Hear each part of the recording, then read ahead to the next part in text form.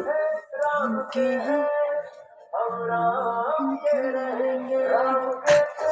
चलिए, जय हिंद बच्चों, एक बार फिर से आप सभी का स्वागत है हमारे YouTube channel basic coaching centre Dalwahat में। प्यारे बच्चों, आज हम लोग पढ़ने वाले हैं रसायन शास्त्र का पहला चैप्टर, जिसका नाम है रासायनिक अभिक्रिया एवं समीकरण, जिसका नाम है रासायनिक अभिक्रिया एवं समीकरण। तो इस चैप्टर का मोस्ट इंपोर्टेंट क्वेश्चन, जो भी क्वेश्चन है ऑब्जेक्टिव हो या सब्जेक्ट हो, जो एग्जाम की दृष्टि से है, जो एग्जाम में पूछे जाएंगे, ऐसे क्वेश्चन को हम लोग यहाँ सभी के सभी क्वेश्चन को देखने वाले हैं। तो वीडियो शुरू से अंत तक बने रहिए। बहुत ही मजेदार वीडियो होने वाले हैं, बहुत ही जो है मजेदार क्लास होने वाले हैं और आपके लिए बहुत ही यूजफुल क्लास होने वाले हैं। और वीडियो को प्यारे बच्चों अपने दोस्तों जरूर शेयर करें, जो 2025 में एग्जाम देने वाले हैं उस बच्चों को तो वीडियो जरूर शेयर करें, ताकि जो है इसका लाभ वो भी ले पाए और जो है अच्छे से क्लास कर पाए।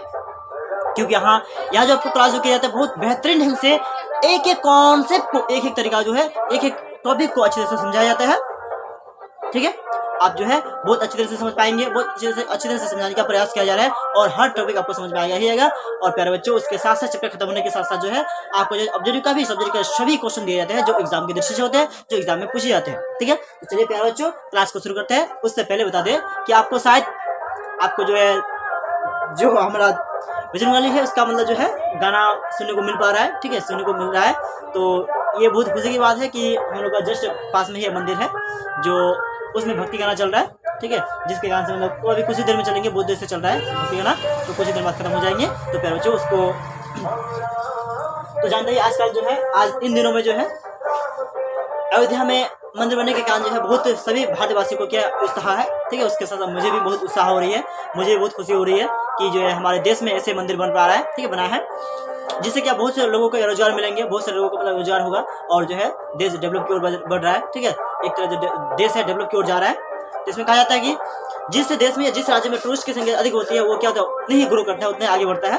तो किसी व्यक्ति का कहना है कि मंदिर बनने से क्या है कि मंदिर बनने के वजह से क्या मतलब मंदिर वजह से इसमें क्या नुकसान, किसी व्यक्ति को लगता है कि मंदिर वजह से नुकसान है और किसी को लगता है कि मतलब मंदिर ना बन के क्या होना चाहिए, हॉस्पिटल या स्कूल होनी चाहिए। तो फिर जो हॉस्पिटल और स्कूल जो है बहुत है, बट उससे अच्छी तरह से फोकस किया जाए तो अच्छा होगा, वही काफ़ी है।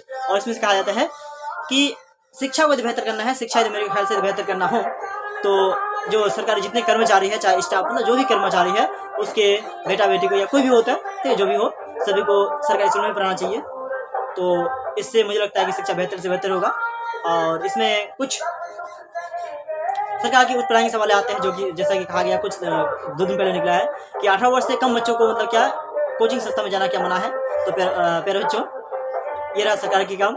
हालांकि जो ये तो मुझे अच्छा नहीं है, क्योंकि यदि बच्चों को शुरू से क्या 16 साल तक यदि उम्र के बच्चों को क्या मतलब कोचिंग संस्था ना भेजा जाए, यदि कोचिंग ना भेजा जाए, तो उसकी बेसिक चीज़ क्या होती है, कमजोर होती है। सरकारी स्कूल जो होते हैं, ठीक है, टीचर जो होते हैं, मैं नहीं बोलता कि नहीं पढ़ाते हैं, पढ़ाते अच्छे हैं, लेकिन क्लास में ज़्यादा बच्चे होने के कारण जो है वो क्या नहीं करते हैं, सभी को वॉच नहीं कर पाते, सभी को इतना ठीक है मॉनिटरिंग नहीं कर पाते हैं, होमवर्क दे देते हैं, होमवर्क को सुन नहीं पाते हैं। तो मुझे लगता है कि इसमें थोड़ा ऐसा नहीं किया जाए तो शिक्षा पर क्या होगा, शिक्षा थोड़ा कमजोर हो जाएगा, शिक्षा थोड़ा क्या होगा कमजोर हो जाएगा। बाद बाकी आप लोग का मर्जी, ठीक है, और सरकार जाने कि जो मैंने जो राय है, मैंने अपना राय को यहाँ आप लोग के सामने प्रस्तुत किया है। चलिए मेरा जो अभी हम क्लास को शुरू करते हैं। तो बच्चों हम लोग जो क्लास करने वाले हैं, तो ये जो है बेसिक कोचिंग सेंटर जो है एक कोचिंग संस्था है। ठीक है, कोचिंग संस्था है, ठीक है। और जो इसके साथ साथ जो यहाँ जो आपको ऑफलाइन का साथ साथ जो ऑनलाइन क्लास भी तैयारी हो रहा है, ठीक है, ऑनलाइन क्लास भी हो रहा है। हालांकि जो ऑनलाइन क्लास की तैयारी हो रहा है ये इसी साल से हो पा रही है, 2024 के जो है दिसंबर महीने से ऑनलाइन क्लास के मतलब जो है आप लोग के सामने जो बोर्ड है डिजिटल आप लोग के सामने जो है ये जो डिजिटल या स्मार्ट बोर्ड जो बोर्ड मंगाया गया है, ये सिर्फ और सिर्फ आप लोग के लिए ही मंगाया गया है, ताकि आप लोग का शिक्षा में क्या बेहतरीन से बेहतरीन दे पाऊँ। और जो है जो भी कोई मतलब जो भी मैं क्या मुझे कभी ना कभी लग रहा था, कहीं ना कहीं लग रहा था मुझे कि मैं जो समझा रहा हूँ वो यदि बच्चों को दिखा के समझाऊँ, प्रैक्टिकल कर समझाऊँ तो बेहतरीन होगा। इसलिए मैंने क्या किया, कुछ आप लोग की सहायता से मैंने किया स्मार्ट बोर्ड मंगा लिया है। मैं अभी आप लोग के सामने आप लोग जो मैं कोई भी टॉपिक समझा रहा हूँ तो बोर्ड को मतलब क्या प्रैक्टिकल दिखा भी पाता हूँ कि ऐसे प्यार बच्चों ऐसे होता है, इसको जो मतलब ऐसे करने से ये होता है, ये होता है, मतलब इस तरह से मैं चित्र को दिखा पाता हूँ अच्छी तरह से। और स्मार्ट बोर्ड लेके जो क्लास, ठीक है, करने वाले जो ऑफलाइन बच्चे हैं वो भी बहुत खुश है कि स्मार्ट बोर्ड से क्लास कर पा रहे हैं और जो अच्छी तरह से टॉपिक को समझ पा रहे हैं और टॉपिक के मतलब अच्छी तरह से जान पा रहे हैं। तो चलिए प्यारे बच्चों क्लास को शुरू करते हैं समय को ना गवाते हुए। तो ये बेसिक कोचिंग सेंटर दलवाहाट, ये मतलब जो है कोचिंग का ही नाम है, इसी नाम पर जो है यूट्यूब चैनल है ये, ठीक है, जिसमें आपको क्लास 10 के स्पेशल जो क्लास 10 के जो है सभी विषयों की तैयारी आपको कराई जाएगी बहुत बेहतरीन से बेहतरीन ढंग से। और जो है इसके साथ साथ जो है अदर क्लास भी ऑनलाइन क्लास होती है, तो अदर क्लास का जो आप लोगों को पढ़ने को नहीं मिलेगा, सिर्फ और सिर्फ जो क्लास 10 का ही जो ऑनलाइन क्लास पढ़ने को मिलेगा। तो प्यारे बच्चों चलिए हम लोग क्लास को शुरू करते हैं। कहा गया पहला क्वेश्चन में पहला क्वेश्चन है, तो प्यारे बच्चों एक बार बता दें कि सभी के सभी क्वेश्चन जितने क्वेश्चन यहाँ देखने को मिलेंगे ऑब्जेक्टिव हो या सब्जेक्टिव, सारे के सारे जो बहुत ही इंपॉर्टेंट क्वेश्चन है, बहुत ही क्या इंपॉर्टेंट क्वेश्चन, मजेदार क्वेश्चन है। आप एक बार ही समझ लेते हैं, एक बार एक क्वेश्चन को जिस तरह से मैं समझाने वाला हूँ एक बार देख लेते हैं, आपके दिमाग में जो है क्वेश्चन का आंसर जो सेट हो जाएगा। और बहुत ही सिंपल भाषा में लिए, बहुत साधारण भाषा में लिए, ताकि आपका जो है याद अच्छी तरह से हो जाए और जो समझ में आ जाए। तो फिर बच्चों बोलेगा क्वेश्चन में क्या रहा है कि रासायनिक अभिक्रिया क्या है, रासायनिक जो अभिक्रिया है क्या है, रासायनिक अभिक्रिया क्या है। क्वेश्चन में कहा गया रासायनिक अभिक्रिया क्या है। तो फिर बच्चों इसका वीडियोस जो है, ये जो चैप्टर है पूरी तरह से पढ़ाई हो चुकी है पार्ट 1 और पार्ट 2 में, ठीक है। पार्ट 1 जो है 30 मिनट का लगभग क्लास है, और पार्ट 2 जो फिर जो 1 मिनट 1 घंटा जो 5 मिनट या 7 मिनट के आसपास क्लास है। तो फिर जो वो क्लास यदि नहीं किया तो जाके कर लीजिएगा, बहुत ही बेहतरीन ढंग से वहाँ समझाया गया है। और यदि बेहतरीन मतलब वो क्लास को कर लेते हैं, आपका बेसिक जो वीकनेस है वो पूरा से पूरा स्ट्रॉन्ग हो जाएगा। ये जो रहा सिर्फ इंपोर्टेंट क्वेश्चन है, ठीक है। क्वेश्चन है कि रासायनिक अभिक्रिया क्या है, कि रासायनिक अभिक्रिया क्या है। तो फिर बच्चों रासायनिक अभिक्रिया जब कोई पदार्थ अकेले ही, जब कोई पदार्थ जो अकेले, जब कोई पदार्थ अकेले या किसी अन्य पदार्थ से क्रिया करके, जब क्या पदार्थ अकेले ही या किसी अन्य पदार्थ से, जब कोई पदार्थ अकेले ही या बोलता है किसी अन्य पदार्थ से क्रिया करके, अन्य पदार्थ से क्या करे क्रिया करके, ठीक है, क्रिया करके भिन्न गुण वाले, अलग गुण वाले क्या करते हैं, भिन्न गुण वाले जो है, भिन्न गुण वाले क्या करते हैं, भिन्न वाले गुण वाले नए पदार्थ का निर्माण करते हैं। भिन्न गुण वाले जो नए पदार्थ उसका निर्माण करते हैं, भिन्न गुण वाले पदार्थ का निर्माण करते हैं, क्या करते हैं, निर्माण करते हैं, उसे हम लोग रासायनिक अभिक्रिया कहते हैं। उसे क्या कहते हैं, रासायनिक अभिक्रिया कहते हैं। आपको समझ में आ गया। जब कोई पदार्थ किसी रासायनिक, जब कोई पदार्थ, ठीक है, जब कोई पदार्थ अकेले ही या किसी अन्य पदार्थ से, जब कोई पदार्थ अकेले ही या किसी अन्य पदार्थ से क्रिया करते हैं, किसी अन्य पदार्थ से क्रिया करके जो है एक भिन्न गुण वाले नए पदार्थ का निर्माण करते हैं, एक भिन्न गुण वाले नए पदार्थ का निर्माण करते हैं, फिर उसको हम क्या बोलते हैं, रासायनिक अभिक्रिया कहते हैं। चलिए आगे क्वेश्चन में चलते हैं। अगला क्वेश्चन क्या है, रासायनिक समीकरण किसे कहते हैं, रासायनिक समीकरण किसे कहते हैं, रासायनिक जो समीकरण है किसे कहते हैं। प्यारे बच्चों किसी रासायनिक अभिक्रिया में भाग लेने वाले पदार्थ, किसी भी रासायनिक अभिक्रिया में भाग लेने वाले पदार्थ, भाग लेने वाले यानी हिस्सा लेने वाले पदार्थ, बोले भाग लेने वाले पदार्थों के जो संकेत होता है, संकेत एवं सूत्र की सहायता से, संकेत एवं सूत्र की सहायता से, बोले संकेत एवं सूत्र की सहायता से, ठीक है, सहायता से उस अभिक्रिया का संक्षिप्त निरूपण, उस अभिक्रिया का संक्षिप्त निरूपण को हम क्या बोलते हैं, रासायनिक समीकरण कहते हैं। संक्षिप्त निरूपण में छोटा सा जो रूप होता है, छोटा सा जो रूप होता है उस रूप को हम क्या बोलते हैं, रासायनिक समीकरण कहते हैं। छोटा सा रूप को क्या बोलते हैं, रासायनिक समीकरण, छोटा सा रूप को हम क्या बोलते हैं, रासायनिक समीकरण कहते हैं। फिर बच्चों उदाहरण के तौर पर हम देखेंगे, यदि हम उदाहरण के तौर पर देखेंगे तो फिर बच्चों हमारे पास जो है जैसे कि H2 प्लस क्या हुआ Cl2 रिएक्शन करने पर, जैसे कि किसी रासायनिक अभिक्रिया में भाग लेने वाले पदार्थ, किसी रासायनिक अभिक्रिया में भाग लेने वाले पदार्थ, अभिक्रिया में भाग लेने वाले पदार्थ के संकेत एवं सूत्र की सहायता से, संकेत एवं सूत्र की सहायता से उसे संक्षेप में लिखना, उसे संक्षेप यानी छोटा सा रूप में लिखना, संक्षेप लिखना यानी छोटा सा रूप में लिखना ही क्या कहता है, रासायनिक समीकरण कहलाता है। तो फिर जो हाइड्रोजन और क्लोरीन को रिएक्शन करने पर क्या होता है, HCl बनता है, क्या बनता है, HCl बनता है। तो ये प्यारे बच्चों ये जो मेरा हुआ, ठीक है, ये जो मेरा हुआ ये रासायनिक समीकरण हुआ, क्या हुआ, रासायनिक समीकरण हुआ, क्या हुआ, रासायनिक समीकरण हुआ। तो फिर जो संतुलित ये नहीं है, संतुलित करने के लिए हम क्या यहाँ टूल आएंगे, संतुलित टूल आने पर क्या हुआ, फिर जो ये जो है रासायनिक अभिक्रिया क्या हो, पूरी तरह से संतुलित हो चुके हैं। आगे चलते हैं हम लोग किसमें, संतुलित रासायनिक समीकरण किसे कहते हैं, संतुलित रासायनिक समीकरण किसे कहते हैं, ठीक है, संतुलित रासायनिक समीकरण किसे कहते हैं। संतुलित यानी बैलेंस, इधर जितना उधर भी प्यारे बच्चों इतना।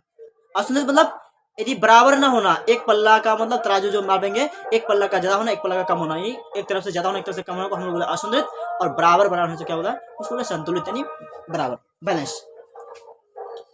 तो संतुलित रासायनिक समीकरण किसे कहते हैं, संतुलित रासायनिक समीकरण किसे कहते हैं। यह क्वेश्चन को प्यारे बच्चों ऐसे भी पूछा जाता है कि संतुलित रासायनिक समस्या आप क्या समझते हैं। चलिए संतुलित रासायनिक समस्या आप क्या समझते हैं देखते हैं। वो रासायनिक अभिक्रिया जिसमें वो रासायनिक समीकरण वो रासायनिक समीकरण जिसमें समीकरण के दोनों ओर यानी अभिकारक में भी और प्रतिफल में भी, अभिकारक में भी और प्रतिफल में भी, ठीक है, दोनों ओर प्रत्येक तत्वों की परमाणु संख्या होती है समान होती है, प्रत्येक तत्वों की परमाणु संख्या समान होती है। बोले अभिकारक में और प्रतिफल में प्रत्येक तत्वों की परमाणु संख्या समान हो जाए यानी बराबर हो जाए, इसे हम क्या बोलते हैं, संतुलित रासायनिक समीकरण कहते हैं। इसे हम क्या बोलते हैं, संतुलित रासायनिक समीकरण कहते हैं। फिर एक बार रिपीट करते हैं, वह समीकरण जिसमें समीकरण के दोनों ओर प्रत्येक तत्वों की परमाणु संख्या समान होती है, प्रत्येक तत्वों की परमाणु संख्या समान होती है, उसी पर जो हमें क्या होता है, संतुलित रासायनिक समीकरण कहते हैं। जैसे एग्जांपल पर देखेंगे, उदाहरण पर हमें देखना है, जैसे हम कुछ देर पहले लिए थे प्यारे बच्चों H2 प्लस क्या लिए थे, Cl2 लिए थे, रिएक्शन करने पर क्या था, HCl बना था, क्या बना था, HCl बना था। प्यारे बच्चों अब देखेंगे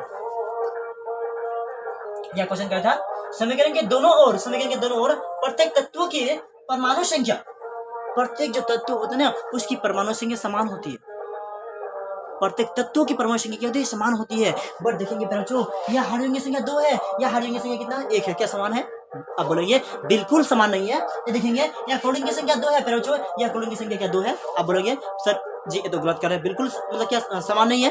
तो फिर बच्चों जब इनको हम लोग क्या होता है दोनों तरफ क्या, ठीक है, कोई एक्स्ट्रा नंबर से गुना करके जब दोनों को बराबर कर देते हैं तो हम क्या करेंगे? उसे ही संतुलित समीकरण कहेंगे। तो फिर हाइड्रोजन यहाँ 2 है, इस पर 2 है तो इस पर 2 नहीं है, इस पर आगे 2, तो हाइड्रोजन की संख्या 2 है, तो हाइड्रोजन की संख्या कितना हो गया? 2 हो गया। क्लोरीन की संख्या 2 है, फिर क्लोरीन की संख्या भी कितना हो गया?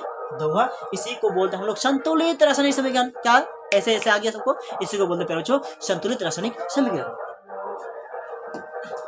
चलिए अगला क्वेश्चन में चलते हैं। क्वेश्चन कह रहे हैं असंतुलित रासायनिक समीकरण किसे कहते हैं? असंतुलित रासायनिक समीकरण किसे कहते हैं? तो प्यारे बच्चों असंतुलित रासायनिक समीकरण जो होती है क्या होती है एक बार मैं बता दूं आपको। तो चलिए प्यारे बच्चों असंतुलित रासायनिक समीकरण किसे कहते हैं? असंतुलित रासायनिक समीकरण किसे कहते हैं?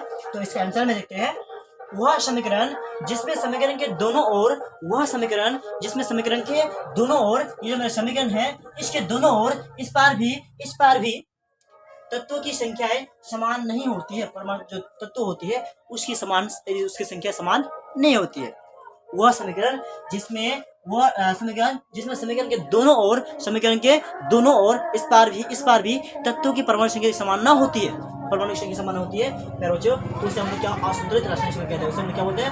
असंतुलित रासायनिक समीकरण कहते हैं। तो चलिए प्यारे बच्चों इसका एग्जांपल देखते हैं। इसका एग्जांपल हम लोग ये से देखेंगे, जैसे प्यारे बच्चों जिसे क्या लेंगे? H2 प्लस क्या लेंगे? O2 लेंगे। प्यारे बच्चों पानी क्या बनेगा? H2O बनेगा। प्यारे बच्चों देखेंगे तो हाइड्रोजन की संख्या 2 है, इस पार भी हाइड्रोजन की संख्या 2 है, बट इसकी ऑक्सीजन की संख्या कितना है? 2 है। इस पार ऑक्सीजन की संख्या कितना है?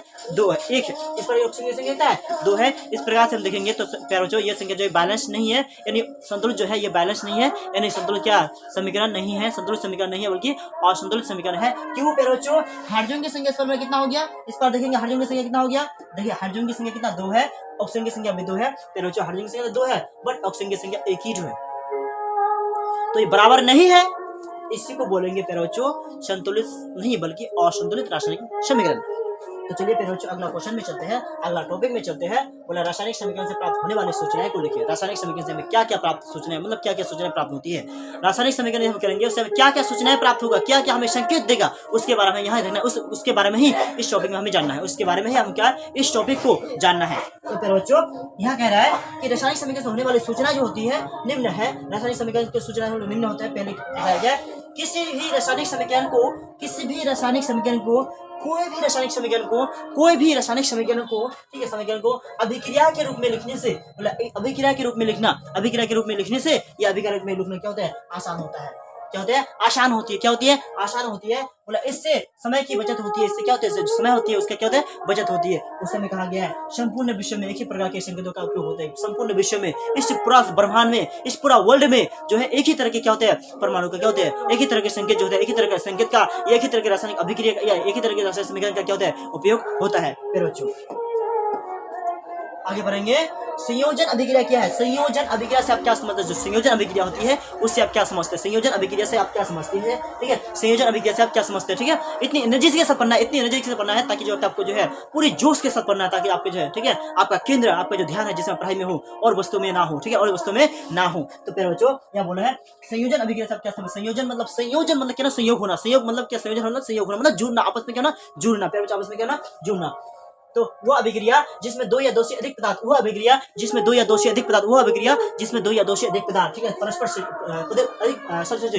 वह अभिक्रिया जिसमें 2 या 2 से अधिक पदार्थ परस्पर संयोग करके आपस में मिल करके आपस में मिल करके क्या होता है? आपस में क्या होता है? मिल करके एक नए पदार्थ का निर्माण करते हैं। एक जो है नए पदार्थ का क्या होता है? निर्माण करते हैं। एक जो है नए पदार्थ का जो निर्माण करते हैं, बल्कि क्या होता है? नए जो पदार्थ होगा बिल्कुल क्या होगा? मूल पदार्थ से भिन्न होती है। नए जो पदार्थ होती है क्या होता है? मूल पदार्थ से बिल्कुल भिन्न होती है, बिल्कुल अलग होती है।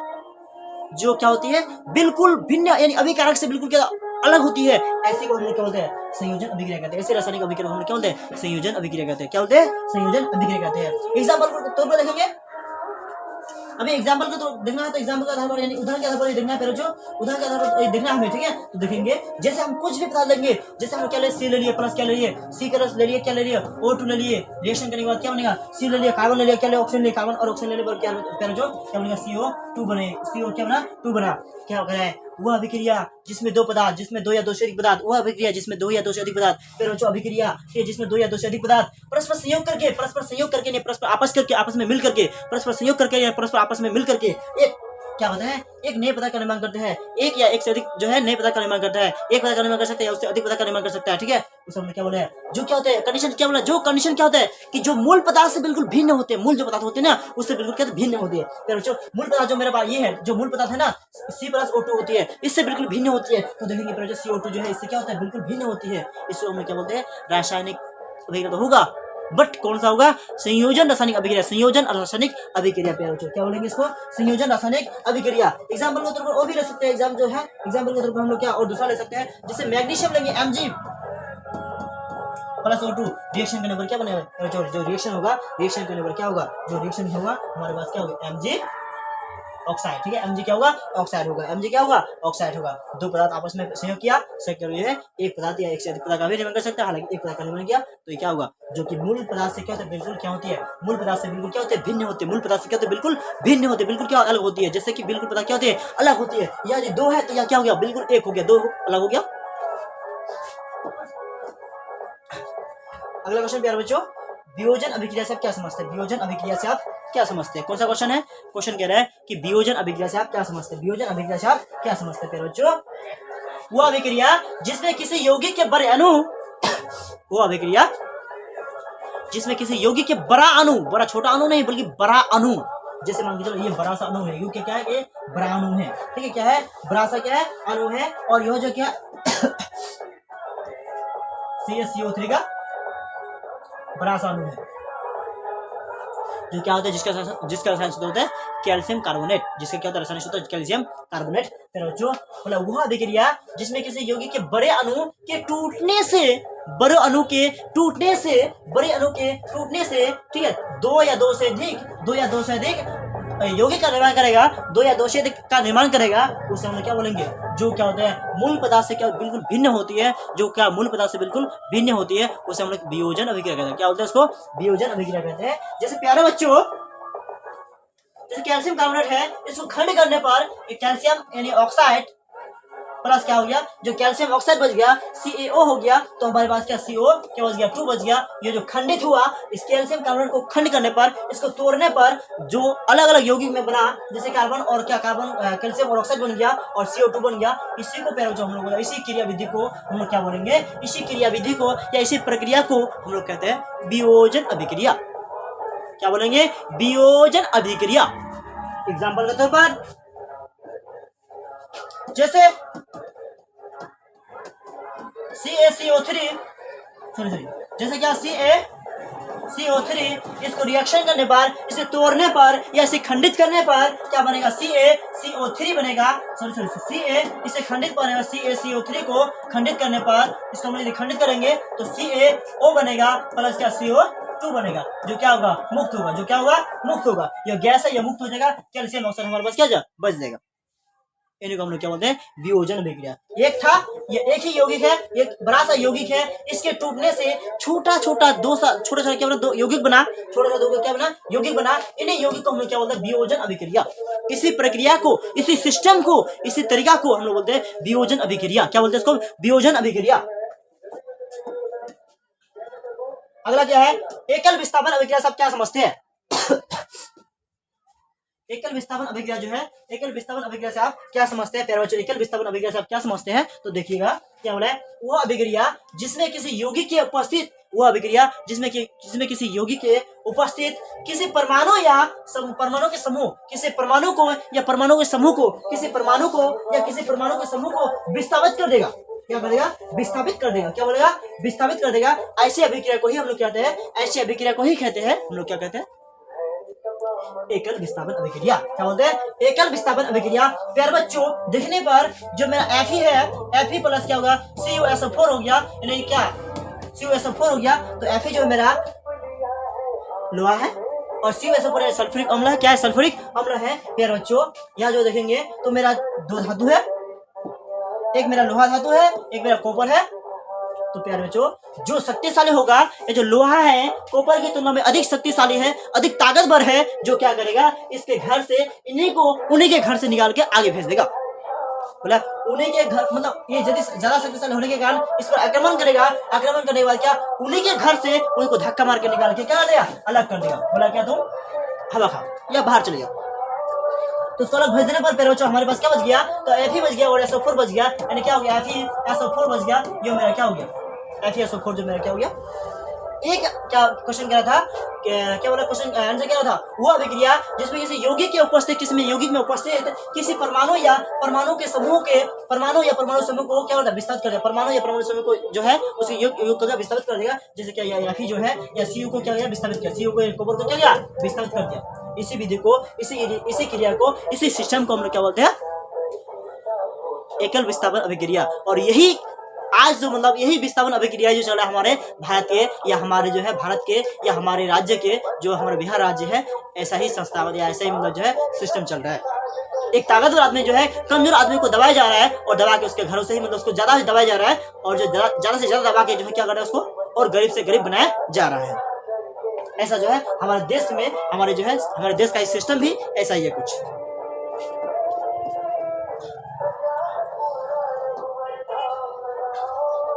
तो चलिए प्यारे बच्चों इसी के साथ इसका दो और जो है एग्जांपल और ले सकते हैं, जिससे हमारे पास क्या जिंक बच गया।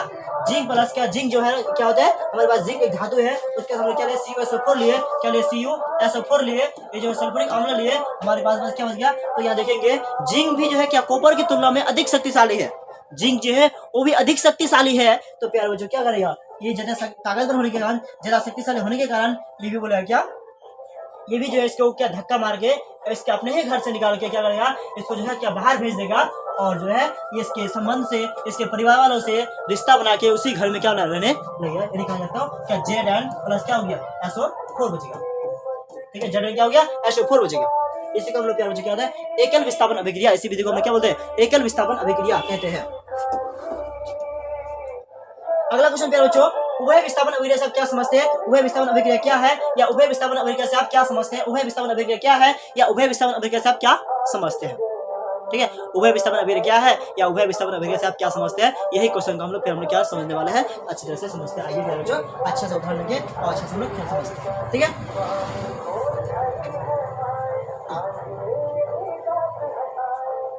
तो यह क्वेश्चन कह रहा है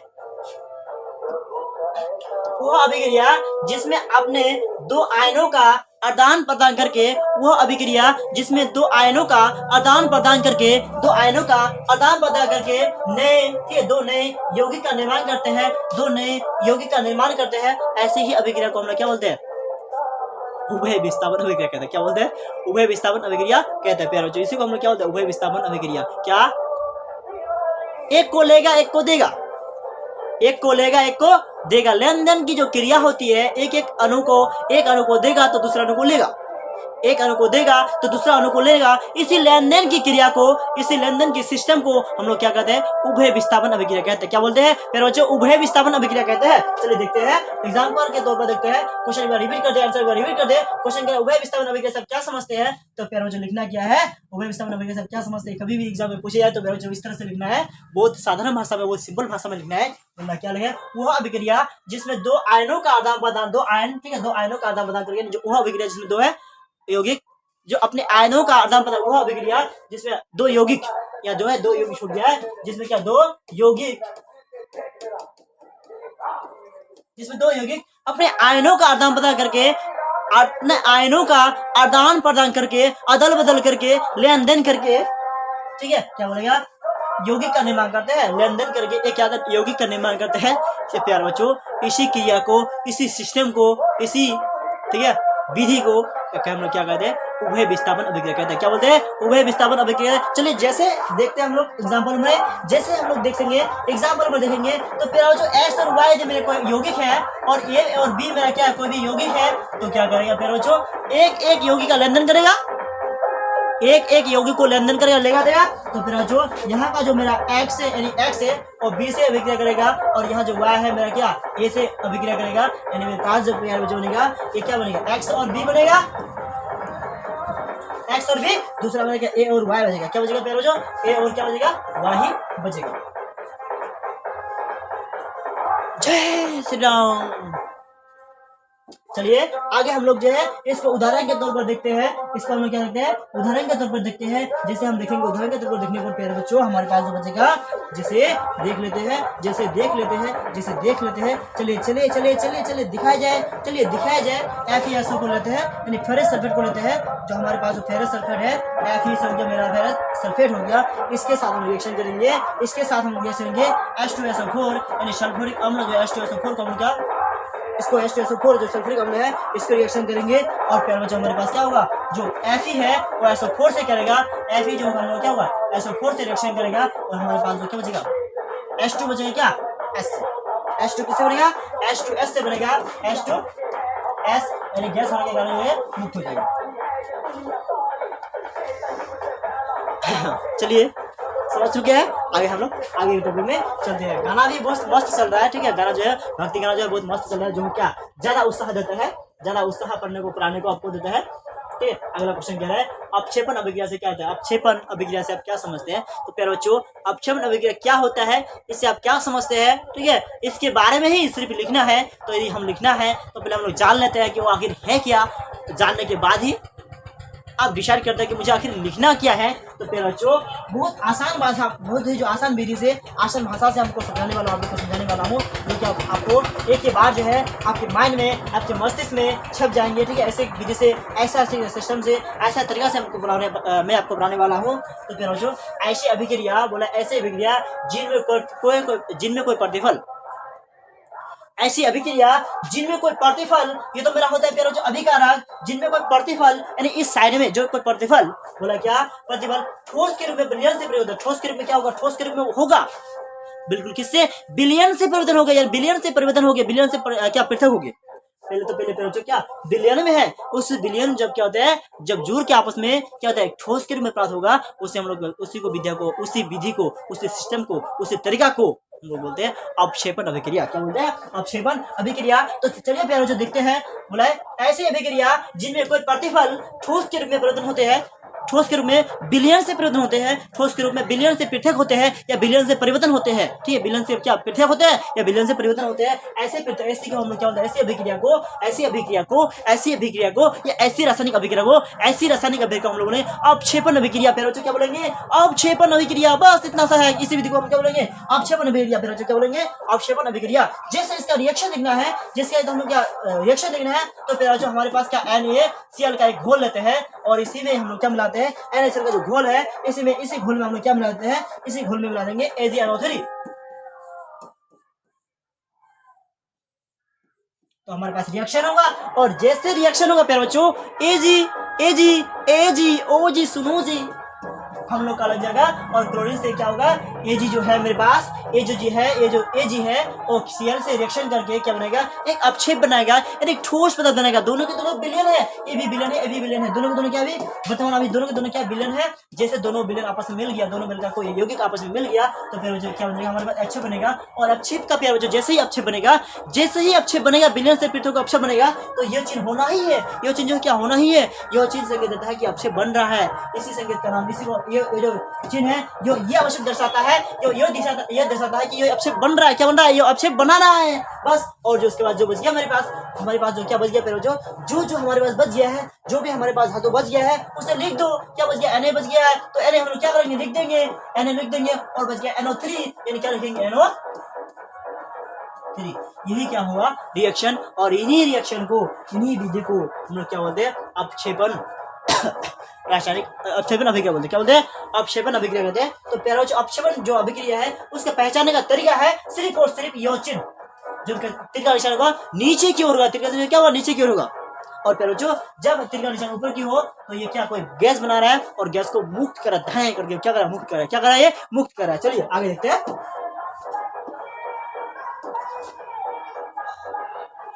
उदासीन अभिक्रिया या उदासीकरण अभिक्रिया से आप क्या समझते हैं? उदासीन अभिक्रिया या उदासीकरण अभिक्रिया से आप क्या समझते हैं? उदासीकरण अभिक्रिया या उदासीकरण अभिक्रिया से आप क्या समझते हैं? तो प्यारे बच्चों हमारे पास होगा वह अभिक्रिया जिसमें कोई अम्ल, वह अभिक्रिया जिसमें कोई अम्ल, वह अभिक्रिया जिसमें कोई अम्ल किसी भस्म के साथ क्रिया करके, वह अम्ल जो कोई भस्म के साथ क्रिया करके लवण और जल बनाएगा, क्या हो रहा है? लवण और जल बनाएगा, उसी को हम लोग क्या बोलते हैं प्यारे बच्चों?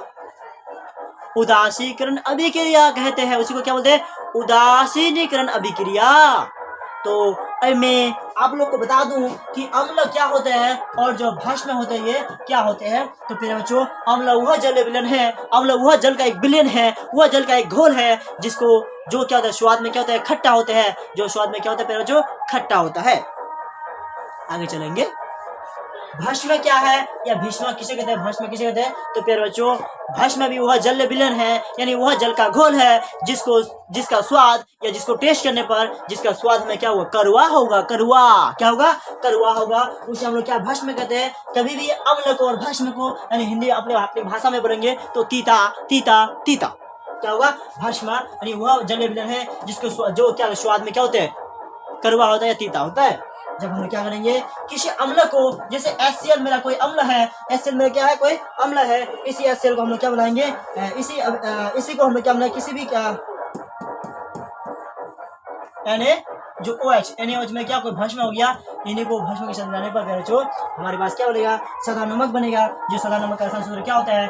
NaCl होता है। और हमारे पास क्या बचेगा? Na जो यहाँ से हम लोग का खत्म हो चुका है, Na जो है रिएक्शन करके और Cl रिएक्शन हो चुका है। तो हमारे पास क्या बच गया प्यारे बच्चों? हमारे पास बच गया क्या? जो बच गया उसे क्या लिख डालना है? जो बच गया लिखना है। हमारे पास हाइड्रोजन एगो यहाँ, एक हाइड्रोजन यहाँ, तो प्यारे बच्चों क्या होगा? H2O। तो प्यारा बच्चों H2O जो बनेगा हम लोग क्या बना? जल बना। H2O जो क्या बना? वो जल बना। तो H2O जो बना क्या बना? जल बना। तो डेफिनेशन में कह रहा है वह अभिक्रिया जिसमें कोई अम्ल किसी भस्म के साथ क्रिया करेगा, वह अभिक्रिया जिसमें कोई अम्ल किसी भस्म के साथ क्रिया करेगा, क्रिया करके लवण और जल बनाएगा, क्रिया करके लवण और क्या बनाएगा? जल बनाएगा। उसे ही हम लोग क्या बोलते हैं? उदासीनीकरण अभिक्रिया कहते हैं। क्या बोलते हैं? उदासीकरण अभिक्रिया कहते हैं। ये जल का सूत्र है, ये नमक का रसायन सूत्र है। फिर बच्चों ये हाइड्रोजन क्या हाइड्रोक्लोरिक अम्ल का है और हम लोग का सोडियम हाइड्रोक्साइड का है। किसका? ये सोडियम हाइड्रोक्साइड है। ये एग्जाम में आपको पूछे भी जाते हैं ऑब्जेक्टिव में।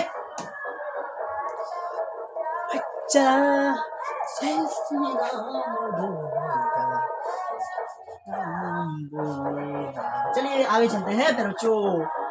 बोला क्या? प्रकाश रासायनिक अभिक्रिया से आप क्या समझते हैं? प्रकाश रासायनिक अभिक्रिया से आप क्या समझते हैं? बोले प्रकाश रासायनिक अभिक्रिया से आप क्या समझते हैं? प्रकाश रासायनिक अभिक्रिया से आप क्या समझते हैं? तो बच्चों जो कुछ भी समझते हैं, जो कुछ भी नहीं समझते हैं तो अभी देखेंगे और अच्छी तरह से आप समझ में आ जाएंगे आपको। तो बोला है वैसी रासायनिक अभिक्रिया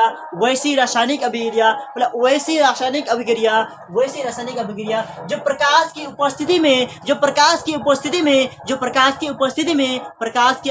नहीं बल्कि प्रकाश की उपस्थिति में केवल घटित होती है। जो केवल प्रकाश की उपस्थिति में ही घटित होती है। प्रकाश की उपस्थिति ना हो तो वो घटित होगा ही नहीं, वो क्रिया मतलब होगा ही नहीं। ऐसी रासायनिक अभिक्रिया हम क्या बोलेंगे?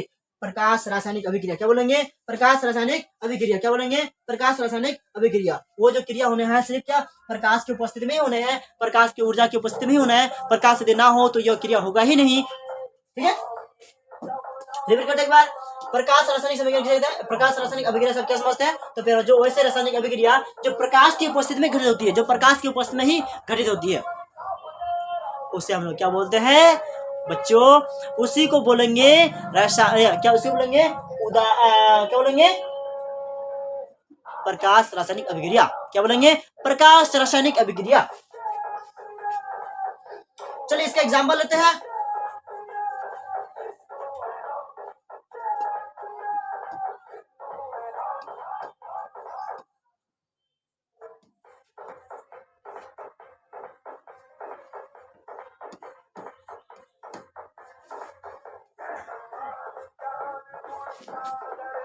H2 हो गया यहाँ, Cl2 हो गया यहाँ। अब बोला ये प्रकाश की उपस्थिति में ही होगा, प्रकाश इसमें ना डाला जाए, इसमें सूर्य प्रकाश ना हो तो प्यारे बच्चों क्या ये क्रिया होगा ही नहीं। यदि हम हाइड्रोजन को क्लोरीन को मिलाएं और प्रकाश की उपस्थिति में ना दे तो प्यारे बच्चों हमारे पास हाइड्रोक्लोराइड यानी हाइड्रोजन और क्लोरीन जो अम्ल है यह मिलेगा ही नहीं, यह प्राप्त होगा ही नहीं। दूसरा उदाहरण हम लोग ले सकते हैं प्यारे बच्चों। दूसरा उदाहरण हम लोग क्या ले सकते हैं कि हम लोग क्या जैसे 6 CO2 कार्बन को लेते हैं, किसको लेते हैं, कार्बन प्लस क्या लेते हैं हम लोग, H2O लेते हैं, H2O लेते हैं। इसको जब क्या करेंगे, और खनिज लवण को, और इसको जब हम क्या करेंगे, सूर्य के प्रकाश की उपस्थिति में क्या करेंगे, सूर्य के प्रकाश की उपस्थिति में गर्म करेंगे, सूर्य के प्रकाश की उपस्थिति में देंगे, तो क्या बनेगा फिर जो ये ग्लूकोज बनाएगा, C6H12O6 क्या बनाएगा, ग्लूकोज बनाएगा। और इन्हीं ग्लूकोज के साथ साथ क्या बनाएगा, ये ऑक्सीजन जो गैस होती है, उस ऑक्सीजन गैस को क्या करेगा, जो मुक्त करेगा। ऑक्सीजन जो गैस होती है इसको क्या करेगा, ये मुक्त करेगा। क्या करेगा, ये मुक्त करेगा। मुक्त का चिन्ह ऐसा होता है, इस गैस को क्या करेगा, मुक्त करेगा। तो यह जो घटना होगी सिर्फ सिर्फ सूर्य के प्रकाश की उपस्थिति में घटना होगी, सूर्य के प्रकाश की उपस्थिति में होगी, सूर्य के प्रकाश की उपस्थिति में ही होगी, अन्यथा यह घटना नहीं होगी। इन्हीं को हम लोग क्या बोलते हैं, रासायनिक, जो क्या बोलेंगे, इससे रासायनिक अभिक्रिया को बोलेंगे प्रकाश रासायनिक अभिक्रिया। क्या बोलेंगे, प्रकाश रासायनिक अभिक्रिया।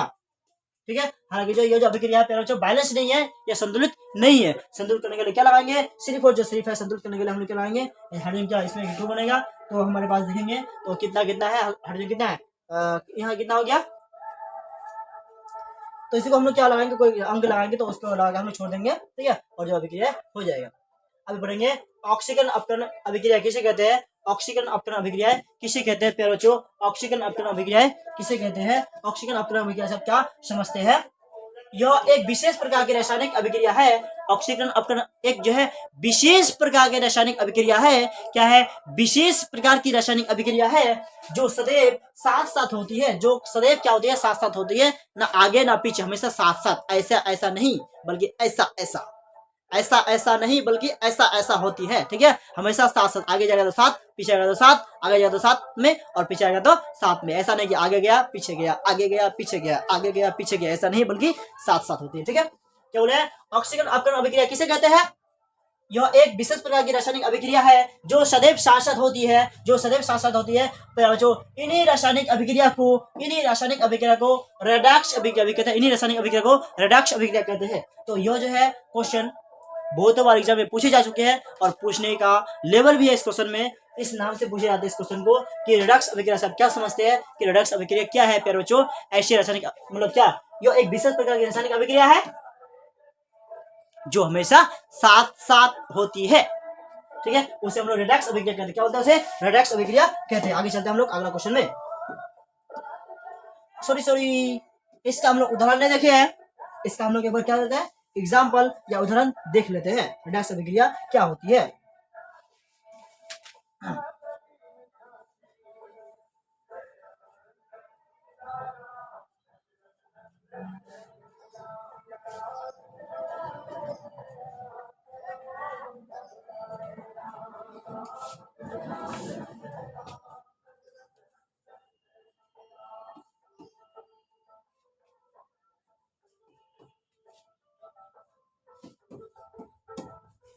ऐसा ले ले, और क्या ले ले,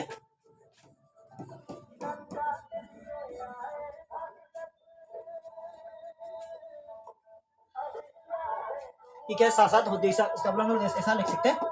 अगला, दहन के आवश्यक शर्त क्या लिखिए, दहन जो है उसके आवश्यक शर्त लिखना है। दहन क्या है, उसके आवश्यक जो शर्त होते हैं उसके शर्त को लिखना है प्यारे बच्चों। तो दहन के आवश्यक शर्त जो हो गया मेरे पास, दहन के 3 आवश्यक शर्त है। दहन किसी वस्तु को जलने के लिए, किसी पदार्थ को जलने के लिए 3 कंडीशन को फॉलो करना पड़ेगा। 3 कंडीशन से एक कंडीशन उपस्थित ना हो तो कोई पदार्थ जो है दहन नहीं होगा, यानी कोई पदार्थ जो है आपस में, कोई पदार्थ जो है वो जलेगा ही नहीं। 3 पदार्थ का होना अनिवार्य है। पहला हो गया बच्चों दहनशील पदार्थ की उपस्थिति, मतलब दहनशील पदार्थ की उपस्थिति, वो ऐसा पदार्थ जो जलेगा कि नहीं जलेगा, जो जलने लायक है उसको दहनशील, जो ना है वो अदहनशील।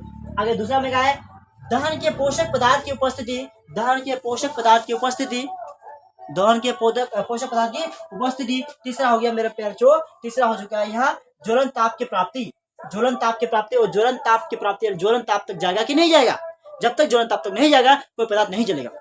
ठीक है। जब तक जो ज्वलन ताप तक नहीं जाएगा वो पदार्थ नहीं जलने वाली है। जैसे कि सभी पदार्थ की जो है क्या ज्वलन ताप अलग अलग होती है। एक मानेंगे, एक यदि हम सिंडा लेंगे, एक यदि हम बत्ती लेंगे, तो बत्ती का ज्वलन ताप क्या होता है, अधिक होता है, और सिंडा का ज्वलन ताप क्या होती है, कम होती है। जब तक उस ज्वलन ताप पर नहीं पहुंचेगा वो पदार्थ नहीं जलेगा। बत्ती की तुलना में सिंडा में जल्दी आग पकड़ लेता है और बत्ती में जल्दी आग नहीं पकड़ता है। ठीक है। यहाँ क्वेश्चन कह रहा है क्या होता है जब जिंक धातु को, क्या होता है जब जिंक धातु को कॉपर सल्फेट के विलयन में डालते हैं। क्या होता है जब जिंक के धातु को कॉपर सल्फेट के विलयन में डाल देते हैं? क्या होता है जब जिंक धातु को कॉपर सल्फेट के विलयन में डालते हैं? तो प्यारे बच्चों ऐसा क्या होता है? तो देखिए यहाँ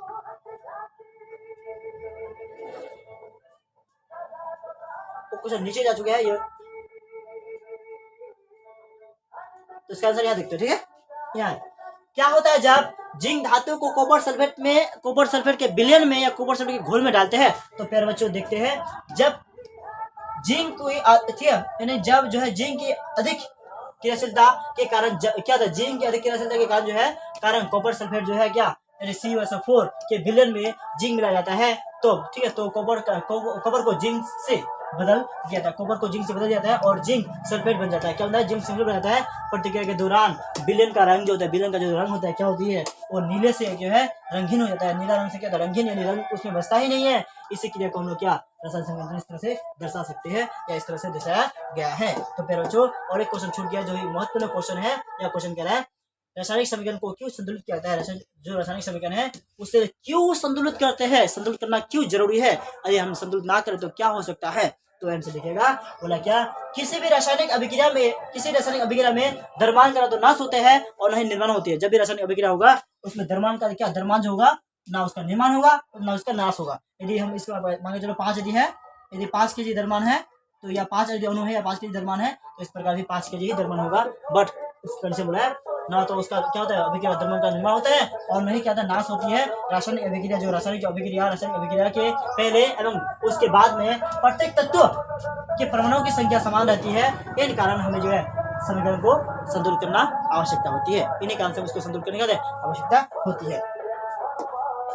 तो प्यारे बच्चों जितने सारे सब्जेक्टिव क्वेश्चन था वो आप लोग का क्लियर हो चुका है। अभी चले हम लोग ऑब्जेक्टिव क्वेश्चन की ओर जो है, ठीक है। जितना जो इस चैप्टर से ऑब्जेक्टिव क्वेश्चन बनने वाले होंगे सभी क्वेश्चन को हम लोग देखेंगे इन्हीं वीडियो में। और अभी जस्ट जो है इसका ज्यादा समय नहीं लगेगा और 10 मिनट समय दीजिए। आपको जो मैं जितना सारा मोस्ट इंपोर्टेंट का ऑब्जेक्टिव क्वेश्चन है मैं आपको 10 मिनट के अंदर क्या कंप्लीट करा दूंगा। चलिए उस ऑब्जेक्टिव क्वेश्चन में चलते हैं।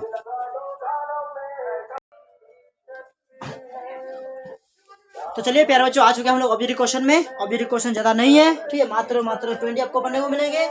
और इन्हीं 20 से आपको जो है इन्हीं 20 के साथ साथ जो आपको जो है, ठीक है, बताया गया है रासायनिक सूत्र और जो रासायनिक फॉर्मूला जो बताया गया था उनमें से और इनमें से ही पूछे जाएंगे। सारे के सारे क्वेश्चन बहुत महत्वपूर्ण है, एक भी क्वेश्चन को मिस ना करें, सारे क्वेश्चन को आप देखते रहिए, ठीक है।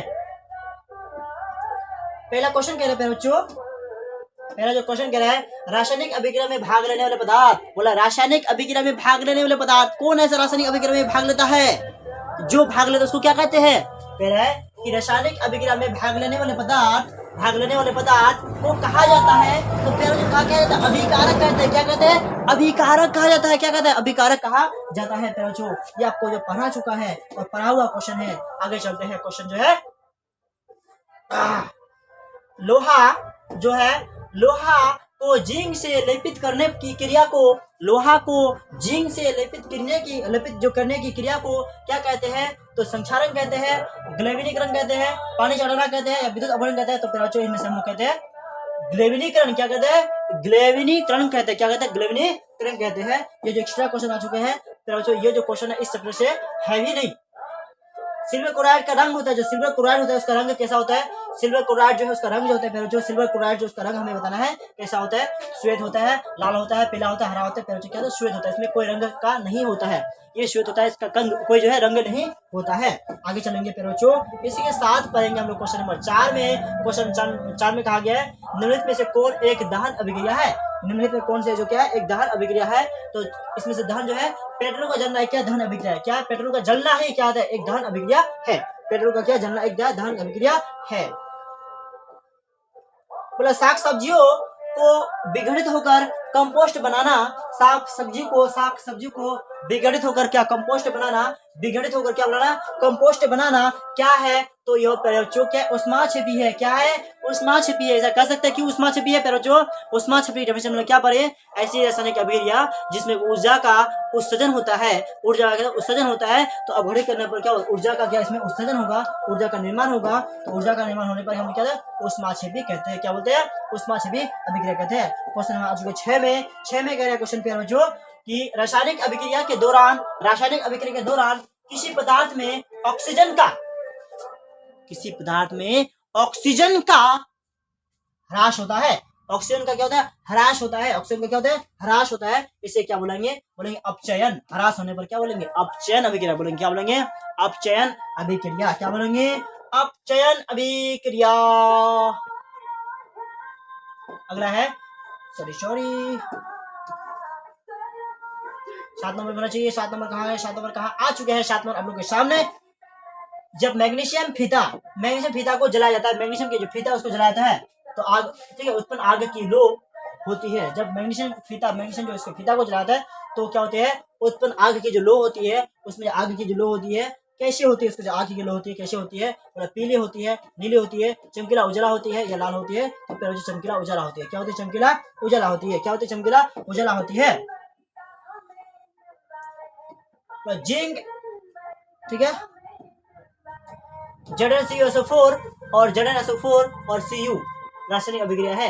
कौन सा रासायनिक अभिक्रिया है, संयोजन, विस्थापन, द्विविस्थापन, अपघटन, संयोजन, विस्थापन, द्विविस्थापन, अपघटन। तो फिर जो अभी कुछ देर बताया पहले, शक्तिशाली जो है धातु क्या करेगा, कमजोर धातु को उसके जगह से निकाल के दूसरी जगह भेज देगा, तो मेरा क्या उस अभिक्रिया विस्थापन अभिक्रिया क्या है, विस्थापन अभिक्रिया करता है, क्योंकि ये कोबर को क्या कर दिया, लोहा क्या करेगा, ये जो लोहा यहाँ जो जिंक है, जिंक किसको, कोबर को विस्थापित कर दिया, ठीक है।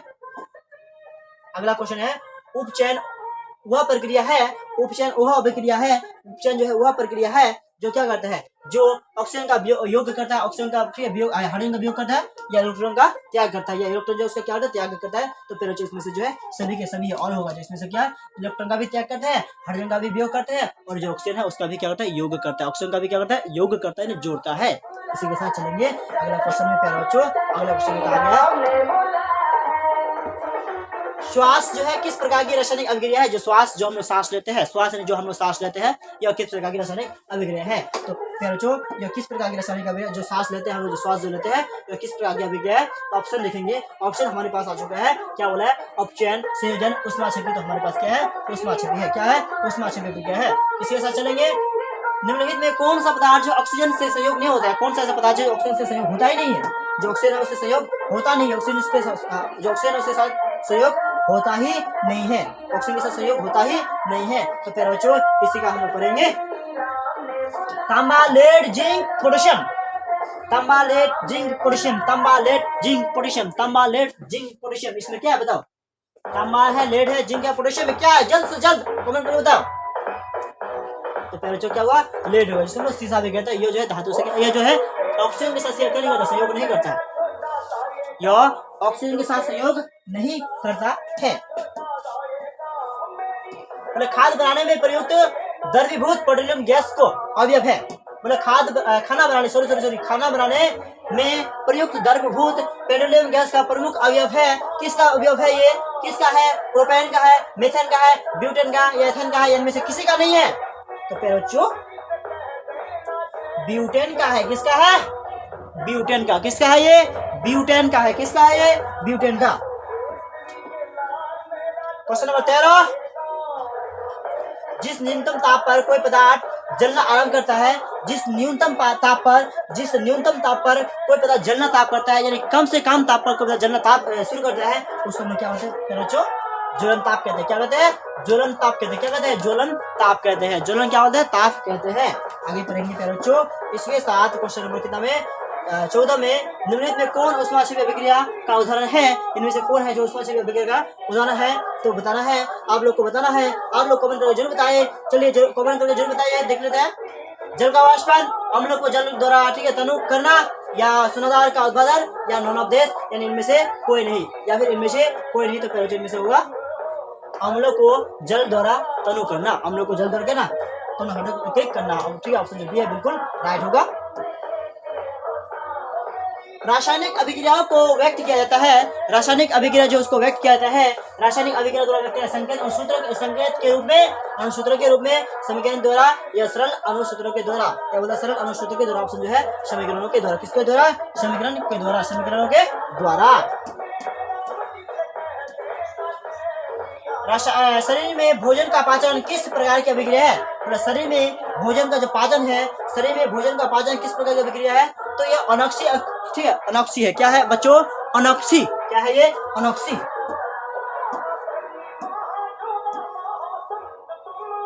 17 में कह रहा क्वेश्चन, जिस रासायनिक अभिक्रिया में प्रतिफल के साथ साथ उष्मा का उत्सर्जन होता है, उष्मा का क्या होता है, उत्सर्जन यानी उत्पन्न होता है, तैयार होता है, क्या होता है, तैयार होता है, उसमें क्या, ऊष्माक्षेपी अभिक्रिया, क्या बोलेंगे, ऊष्माक्षेपी अभिक्रिया। ठीक है, आगे बोलेंगे बच्चों, ये क्वेश्चन दोबारा रिपीट हो चुका है, पूछने का ढांचा से बोला गया, बोला किसी ताजा तेल को बहुत दिनों तक सुरक्षित रखने के लिए, किसी ताजा तेल को बहुत दिनों तक सुरक्षित रखने के लिए, सुरक्षित रखने के लिए किस गैस का उपयोग किया जाता है, किस गैस का उपयोग किया जाता है, अमोनिया, नाइट्रोजन, कार्बन डाइऑक्साइड या ऑक्सीजन। कमेंट करिए जल्दी कमेंट कीजिए। तो प्यारे बच्चों, या नाइट्रोजन का होगा, क्या होगा, नाइट्रोजन गैस का हम क्या उपयोग करते हैं। बेरियम क्लोराइड के विलयन की जब सल्फ्यूरिक अम्ल से अभिक्रिया कराई जाती है तो उस अभिक्रिया को कहते हैं, तो उस अभिक्रिया को क्या कहते हैं, तो उस अभिक्रिया को कहते हैं प्यारे बच्चों उदासीकरण, संश्लेषण, अपक्षेपण। तो क्या बोलते हैं हम लोग, अपक्षेपण अभिक्रिया, क्या होता है, अपक्षेपण अभिक्रिया। अगला है प्यारे बच्चों, इलेक्ट्रॉन के हस्तांतरण से बने यौगिक कहलाते हैं, इलेक्ट्रॉन के हस्तांतरण से बने यौगिक को कहलाते हैं, इलेक्ट्रॉनिक हस्तांतरण से बने यौगिक को कहलाते हैं, क्या कहलाता है, बने यौगिक कहलाते हैं विद्युत संयोजन। ठीक है, विद्युत संयोजी क्या होते हैं, विद्युत संयोजी क्या होते हैं, विद्युत संयोजी। तो इसी के साथ प्यारे बच्चों हमारा जो पहला चैप्टर है रसायन का, जिसका नाम रासायनिक समीकरण एवं रासायनिक समीकरण और अभिक्रिया है, रासायनिक अभिक्रिया एवं समीकरण है, वो चैप्टर जो है यह आपको जो सब्जेक्टिव क्वेश्चन के साथ, ऑब्जेक्टिव क्वेश्चन के साथ, और जो है उसके साथ साथ जो पूरा चैप्टर को समझाया गया, सब्जेक्टिव क्वेश्चन भी आपको कराया गया, ऑब्जेक्टिव क्वेश्चन भी आपको कराया गया। ये जो चैप्टर आपको जो है क्या हो गया, कंप्लीट हो चुका है। चैप्टर जो 1 है वो क्या जो है अच्छी तरह से जो है पूरी हो चुकी है। अब हम लोग शुरू करेंगे मैथ का प्यारा बच्चों तीसरा चैप्टर। मैथ का कौन सा चैप्टर, तीसरा चैप्टर, जो उसको खत्म होने के बाद ही पढ़ेंगे हम लोग भौतिकी का पहला चैप्टर और जीव विज्ञान का पहला चैप्टर। ठीक है, तो इसी के साथ प्यारे बच्चों अब हम लोग को क्या करना है, इस तरह से पढ़ना है, जिस चैप्टर को शुरू करेंगे प्यारे बच्चों, जिस चैप्टर को शुरू करेंगे उस चैप्टर को खत्म करके ही हम लोग जो है अगला क्लासेस करेंगे। ऐसा क्या होता है कि आपको पढ़ने में मजा आता है और मुझे पढ़ाने में एंजॉय आता है, और मैं कभी भूलूंगा, मतलब जो है आपको कोई चैप्टर जो है गलती से भी अधूरा छूटेगा भी नहीं। ठीक है, इसी के साथ बच्चों हम लोग मिलेंगे फिर अगले दिन अगले क्लास के साथ। तब तक के लिए बाय बाय, और आपका दिन जो है बहुत शुभ हो, और आपका जो भविष्य है बहुत क्या हो, उज्जवल हो, और आप जो बहुत हार्ड परिश्रम करें, आपको जो है क्या, और आपका जो लक्ष्य है वो जैसे कि जल्द से जल्द आपको क्या प्राप्ति हो।